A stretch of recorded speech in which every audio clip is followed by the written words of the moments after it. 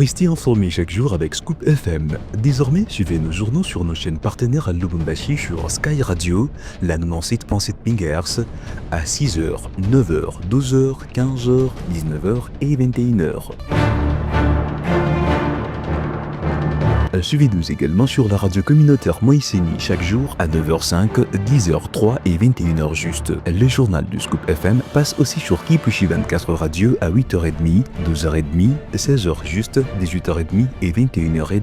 Retrouvez-nous également sur Vox Congo. Téléchargez dès maintenant l'application Vox Congo pour rester informé en temps réel.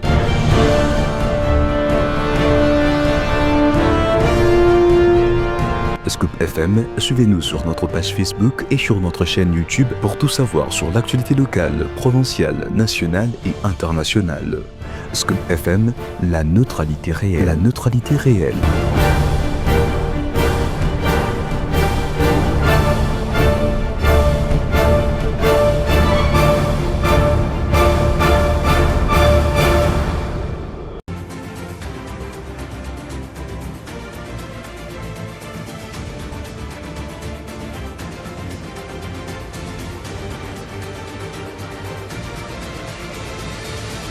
Heureuse de vous retrouver, mesdames et messieurs, pour cette nouvelle session d'information. Tout d'abord, voici les principaux titres. Malemba Nkulu, l'un des 5 territoires de la province du Olomami, est confronté à une pénurie d'eau potable sans précédent depuis quelques temps, a alerté la société civile locale ce jeudi 18 septembre 2025.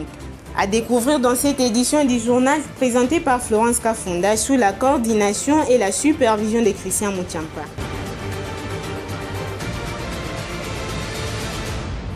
Une fois de plus, bienvenue. La société civile de Malemba Nkulu tire une sonnette d'alarme face à une crise aiguë d'eau potable. Ce territoire du Olomami fait face depuis plusieurs semaines à une pénurie qui met en péril la vie quotidienne des habitants. Passons maintenant au communiqué officiel de l'Assemblée nationale. Un calendrier des travaux de la commission spéciale et temporaire pour l'examen des pétitions suivant la résolution de la plénière du mercredi 17 septembre 2025 portant constitution d'une commission spéciale et temporaire conformément à l'article 31 du règlement intérieur à l'Assemblée nationale. La dite commission a été mise en place et son bureau installé par consensus des membres. À l'issue de cette installation, le programme du calendrier des travaux a été arrêté comme suite. Vendredi 19 septembre 2025 à 10h juste, audition des initiateurs pétitionnaires. À 15h juste, audition des honorables présidents de l'Assemblée nationale. À 17h juste, audition des honorables rapporteurs de l'Assemblée nationale.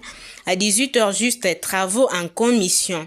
Samedi 20 septembre 2025 à 10h juste, audition de l'honorable rapporteur adjointe de l'Assemblée nationale. À 11h juste, audition de l'honorable questeur de l'Assemblée nationale. À 13h juste, audition de l'honorable questeur adjointe. Les présents communiqués tient lieu des convocations aux honorables concernés, faites à Kinshasa le 18 septembre 2025 pour les bureaux de la commission. Honorable Mambumba Sayanik, rapporteur. La ville de Kasumbalesa a accueilli le 18 septembre la 12e Assemblée générale des autorités locales des pays des Grands Lacs. Un événement clé pour la coopération régionale. Les rendez-vous historiques a réuni les responsables locaux autour des enjeux de développement durable et de résilience climatique dans la sous-région. Kasumbalesa qui se sent honoré aujourd'hui en voyant que la première activité du 12e congrès se passe ici. Les travaux de la 12e édition de l'Assemblée générale des autorités de pays du Grand Lac ont débuté officiellement le jeudi 18 septembre 2025 dans la ville frontalière de Kasumbalesa, en République démocratique du Congo. Dans une ambiance professionnelle et constructive, plusieurs délégations venues de différentes régions ont pris part à cet événement d'envergure.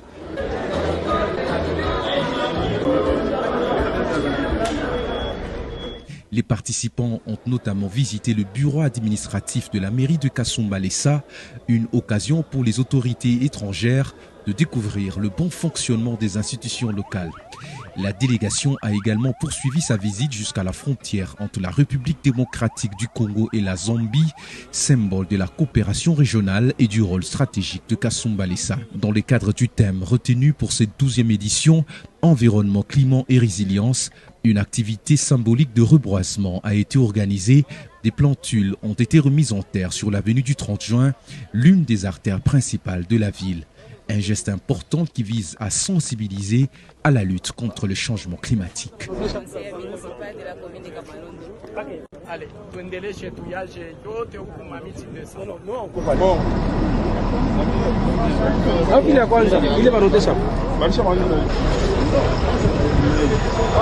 Un acte salué par André Kapampa, maire de Kasumbalesa et représentant de la plateforme des autorités locales du Grand Lac en République démocratique du Congo, qui a souligné l'importance de telles initiatives pour améliorer le cadre de vie des populations et renforcer la résilience de villes face aux défis climatiques. Et dans la thématique qui est la nôtre, à savoir le climat et la résilience, donc nous sommes très honorés. La planète subit des effets négatifs du fait des changements climatiques et que nous devons tous agir.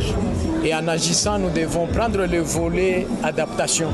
Restons résilients et pour ce faire, la population de Kasumbalesa qui me suit et celle d'ailleurs, c'est que nous devons planter des arbres. Nous devons avoir un comportement éco-responsable. Nous allons devoir, nous, de Kasumbalesa, au travers de cette présence, cette activité, devoir bien comprendre et par surcroît capitaliser. Le président du Sénat, Samalou Kondé, a reçu en audience aussi jeudi dans son cabinet de travail l'ambassadeur de l'Ukraine en République démocratique du Congo, Vassil. Au cœur des échanges entre les deux personnalités figurait la volonté exprimée de renforcer la coopération bilatérale entre leurs deux pays, notamment sur les plans interparlementaires. Nikesomba.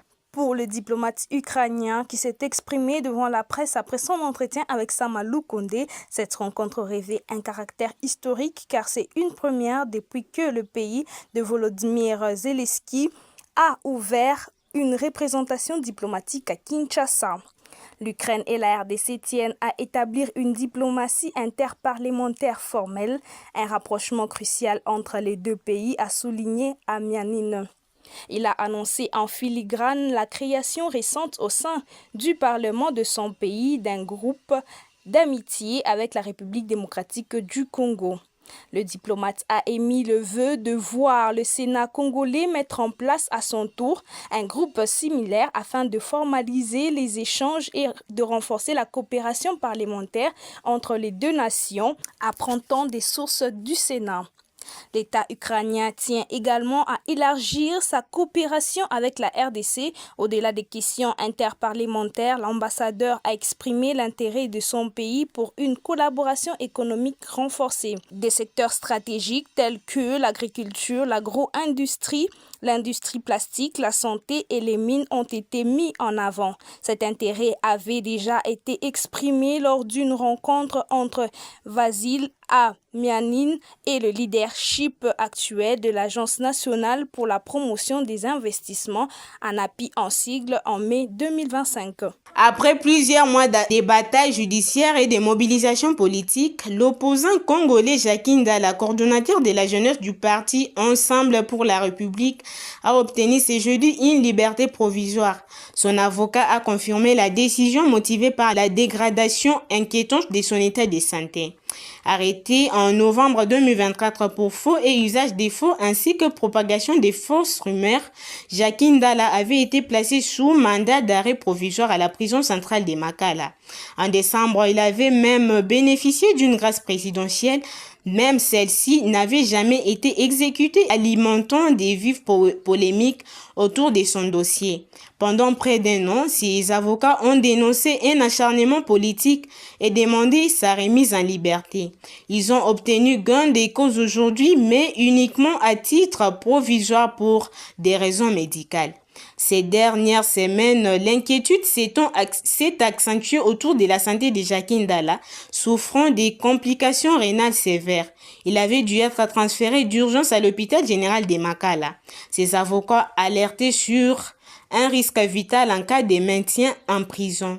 Notre client a besoin de soins spécialisés impossibles dans les cadres carcérales, affirmait-il. Des rumeurs de décès avaient même circulé sur les réseaux sociaux depuis septembre avant d'être démenties officiellement. Puis la Fédération internationale de football association FIFA a publié ce jeudi 18 septembre les classements mondiaux après la trêve internationale de septembre. Dans les classements, la République démocratique du Congo a gagné une place. Les Léopards se placent désormais à la 60e position mondiale et à la 11e place sur les continents africains. Cette évolution s'explique par des matchs disputés lors des éliminatoires de la Coupe du Monde 2026. La RDC a triomphé du Soudan du Sud, une victoire qui remporte des points, mais a connu une défaite cruciale face au Sénégal, empêchant un gain plus significatif. La combinaison de ces résultats s'est traduite par une progression relative dans les classements malgré une perte de 4,70 points au total, illustrant la compétition serrée sur la scène africaine et mondiale. Les prochains classements sera publié le 23 octobre 2025, une occasion pour les Léopards de consolider leur position.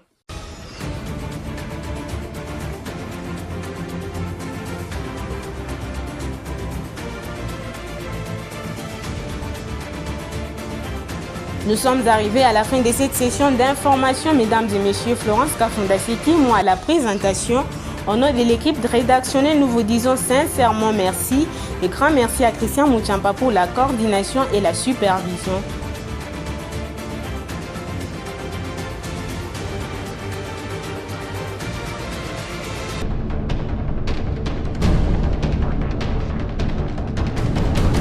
Restez informés chaque jour avec Scoop FM. Désormais, suivez nos journaux sur nos chaînes partenaires à Lubumbashi sur Sky Radio, la 97.7 MHz, à 6h, 9h, 12h, 15h, 19h et 21h.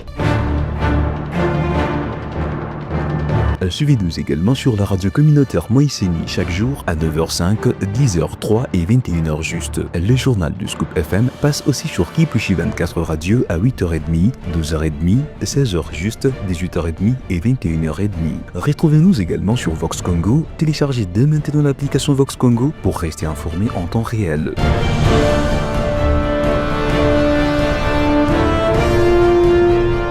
Scoop FM, suivez-nous sur notre page Facebook et sur notre chaîne YouTube pour tout savoir sur l'actualité locale, provinciale, nationale et internationale. Scoop FM, la neutralité réelle.